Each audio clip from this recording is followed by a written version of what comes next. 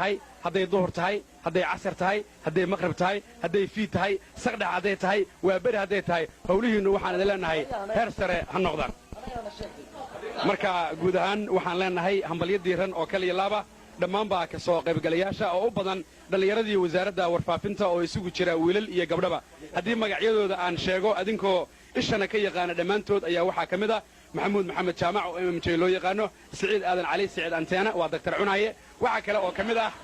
dhalinyaro oo isugu jira dhinaca hablaha Saciidiye Cabdullaahi Salaad oo daawateen iyo Shacni iyo Abuukar Xasan Macalin waa farlaabte iyo inanta la yiraahdo Xakiima Ibraahim Xuuriye waa Xakiima Caday ya salaam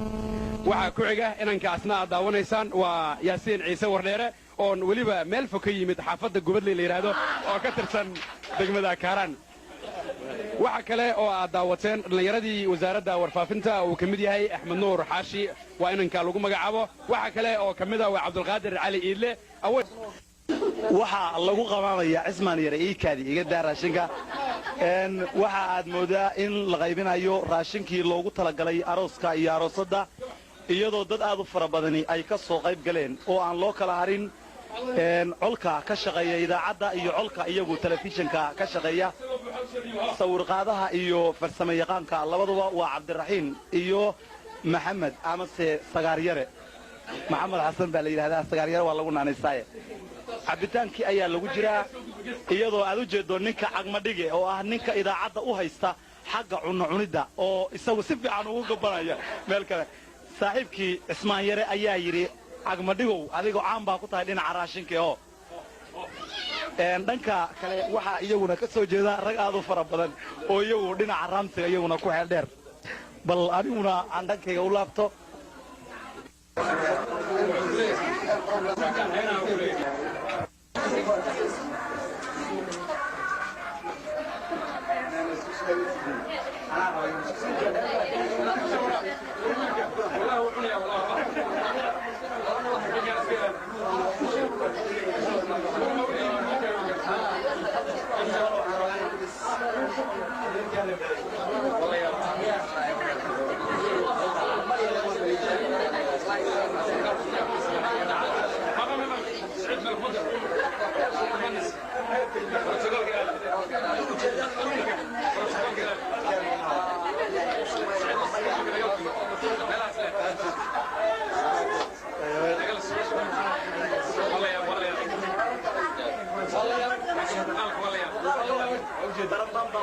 labadaas ma kala rajeynayna anaga